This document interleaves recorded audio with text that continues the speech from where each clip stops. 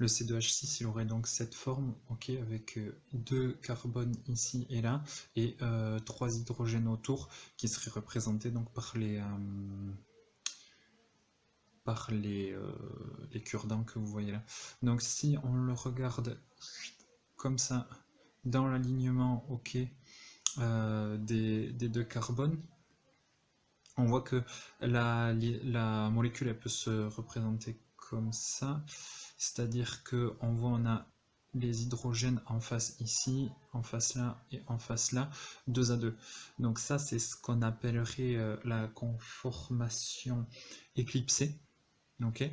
Et comme la liaison carbone-carbone que vous avez ici peut tourner librement, c'est la fameuse libre rotation de la liaison carbone-carbone, et bien les hydrogènes pourraient se retrouver comme ça. On voit que les 2 hydrogènes du haut sont pas en face de celui du bas. Ici, celui du bas, il est pile poil au milieu des 2 hydrogènes du haut. Donc ça, c'est ce qu'on appellerait une conformation décalée.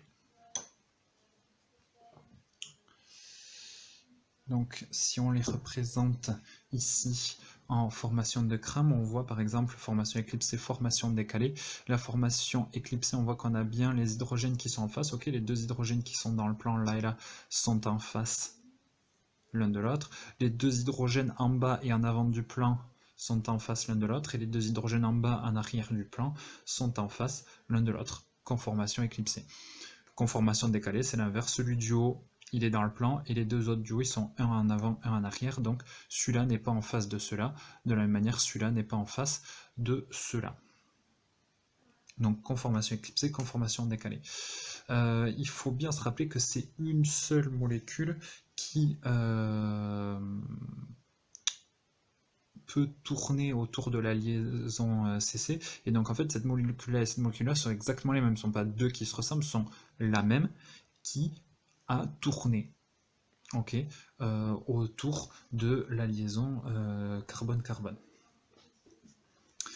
Alors des fois ça tourne en permanence et du coup ça passe de l'une à l'autre toutes les micro ou nanosecondes.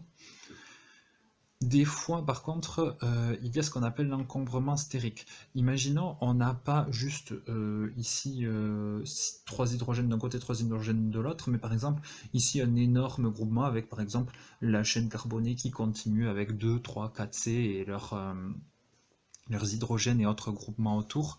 Et pareil, ici, on aurait un énorme groupement du style une autre bout de chaîne carbonée qui continue.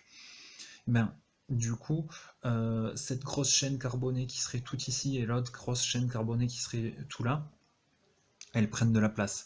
Elles prennent de la place et elles vont se gêner, en fait, vraiment physiquement, elles vont se gêner dans l'espace parce que là, il y aurait les groupements de l'une des 2 chaînes et l'autre des chaînes, elle aurait ces groupements ici. Et bref, ça se touche. Ça gêne vraiment physiquement.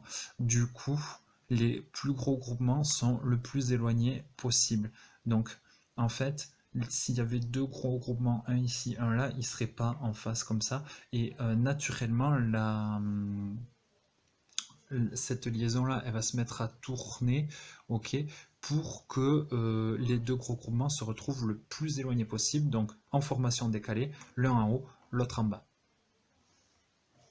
Voilà pour la conformation, donc les stéréoisomères de conformation.